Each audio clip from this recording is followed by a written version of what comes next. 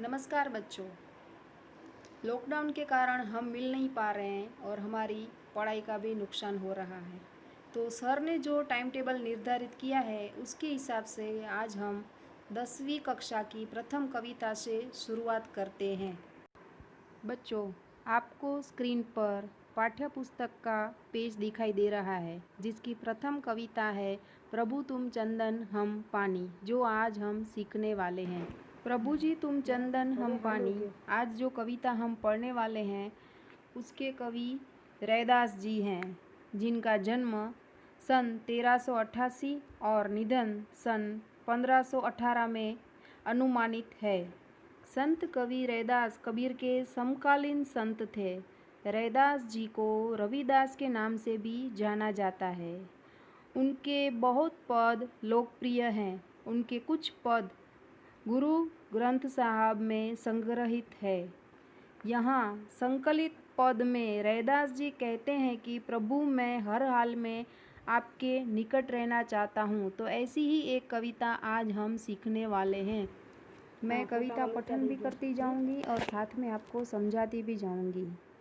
प्रभु जी तुम चंदन हम पानी, जाकी अंग अंग बास समानी। आपको स्क्रीन पर चंदन की लकड़ी का नज़र आ रहा है। संत रैदास कहते हैं कि हे प्रभु, आपके प्रति मेरा समर्पण भाव चंदन के साथ पानी जैसा है। चंदन के साथ घिसने पर पानी में भी चंदन की सुगंध व्याप्त हो जाती है। हे प्रभु, आप चंदन हैं तो मैं पानी हूँ। आपकी सुगंध भक्ति भाव के माध्यम से मेरे संपूर्ण शरीर के अंग अंग में व्याप्त हो गई है। प्रभु जी तुम घन बन हम मोरा, जैसे चितवत चंद चकोरा। संत रैदास कहते हैं कि हे प्रभु, आप मेरे लिए बादल जैसे हैं और मैं अपने आप को बादल का मोर मानता हूँ।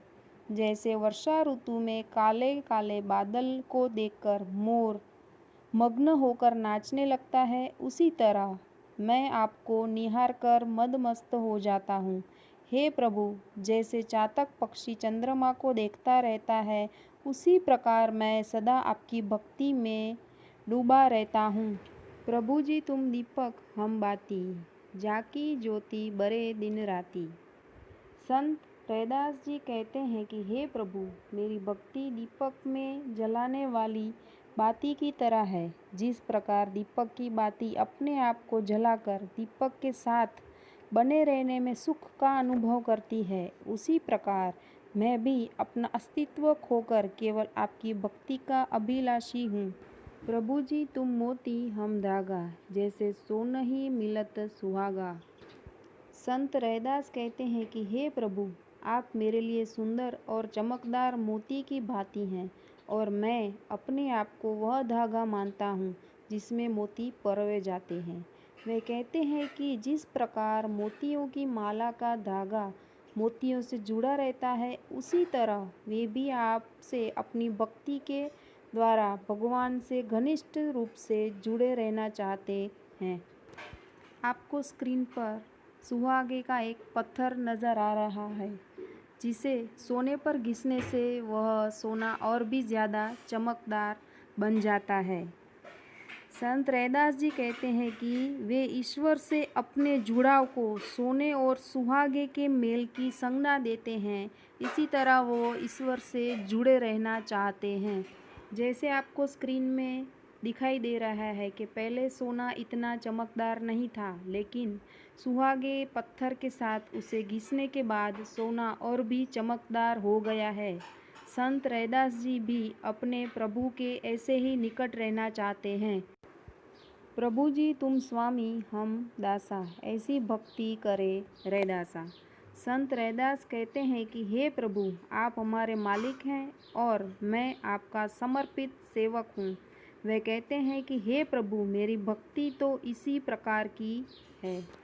हमने पूरी कविता समझ ली, लेकिन एक बार मैं फिर से आपको उसका सार समझा देती हूँ कि पहला उदाहरण कवि देते हैं कि चंदन और पानी। संत रैदास की भक्ति समर्पित भाव की है। प्रभु चंदन है तो वे स्वयं को पानी कहते हैं। दूसरा उदाहरण बताते हैं बादल और मोर।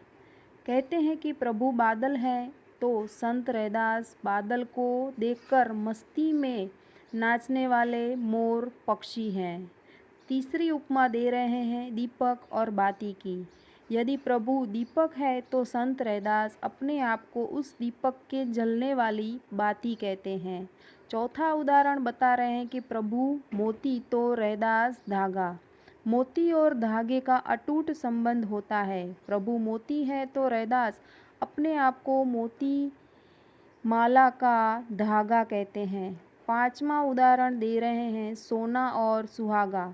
सोने और सुहागे का स्थायी संबंध होता है। संत रैदास का प्रभु से इसी प्रकार का आत्मीय भरा संबंध है। और अंतिम उदाहरण दे रहे हैं स्वामी और गुलाम। स्वामी यानी प्रभु के सेवक बनकर रहने में रैदास अपना सौभाग्य मानते हैं। आशा है यह कविता आपको अच्छे से समझ में आ गई होगी। धन्यवाद।